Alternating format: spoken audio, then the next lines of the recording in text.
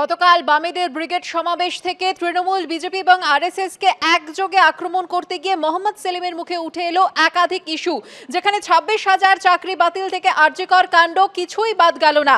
কেন্দ্রে একদিকে যেমন বিজেপি সরকার লুট চালাচ্ছে, তেমনি রাজ্য সরকারে তৃণমূল দুর্নীতি চালাচ্ছে এবং রাজ্যে যে চোর ডাকাতের দুর্নীতি চলছে, চোর ডাকাতের সরকার চলছে, এমনটাই বলে নিশানা করলেন তিনি তৃণমূলকে। আমাদের আপনার সূক্ষ্ম কারিগরি দিয়ে সাজানোর জন্য ধন্যবাদ। সূক্ষ্ম কারিগরির ধারা যা সোনাকে বানায় সেনকো। সেনকো আনন্দের ধারা। শিক্ষকে নিয়োগ হয়, সেখানে দুর্নীতির পাহাড়। সুপ্রিম কোর্ট পর্যন্ত আমাদের রাজ্যের মুখ্যমন্ত্রীর নাকে ঝামা ঘষে দিয়েছে।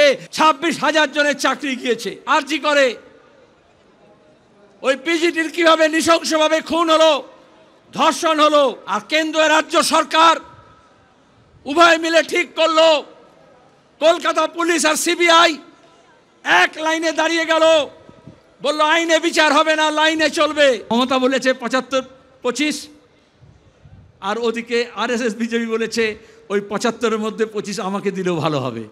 আর আজকে দাঁড়িয়ে মমতা কি বলছেন ইন্ডোর স্টেডিয়ামে? মোদি ভালো, অমিত শাহ খারাপ। লিখে রাখুন, 2026-এ বলবে অমিত শাহ ভালো, যোগী খারাপ। সিপিএমও তো একসময় কংগ্রেসকে খারাপ বলতো, তারপরে তাদেরই কোলে উঠে দোল খেয়েছে। সিপিএম তো একসময় শিবসেনাকে সাম্প্রদায়িক শক্তি বলতো। মমতা বন্দ্যোপাধ্যায় কোনোদিনই বলেননি নরেন্দ্র মোদী ভালো, অমিত শাহ খারাপ, অমিত শাহ ভালো, নরেন্দ্র মোদী খারাপ।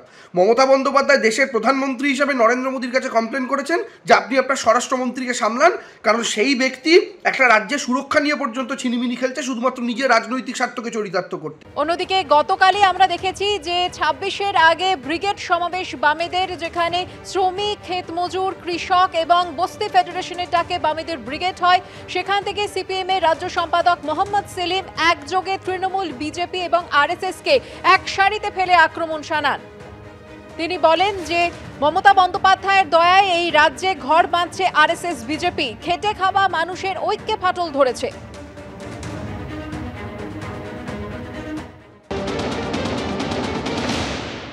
গুজরাটে যে গণহত্যা করেছে, আজকে মমতার দয়ায় আর দোয়ায় সেই আরএসএস আমাদের রাজ্যে ঘর বাঁধছে আর মানুষের ঘর ভাঙছে। রাজ্যের পুলিশ, তৃণমূল কংগ্রেস, রাজ্যের প্রশাসনের মুরদ নেই এই দাঙ্গাবাজদের আটকাবে।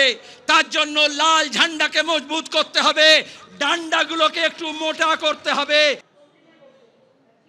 পাল্টা তৃণমূলের তরফ থেকে চন্দ্রিমা ভট্টাচার্য কি বলছেন শোনাবো। ওনারা নিজেরাই তো ওই আরএসএস, বিজেপির এদের পেছন ধরে আছেন, তাই জন্য এই ধরনের কথা বলছেন। বাংলার মানুষ প্রত্যাখ্যান করেছে ওদের, সুতরাং এসব কথা বলে কোনো লাভ হবে না।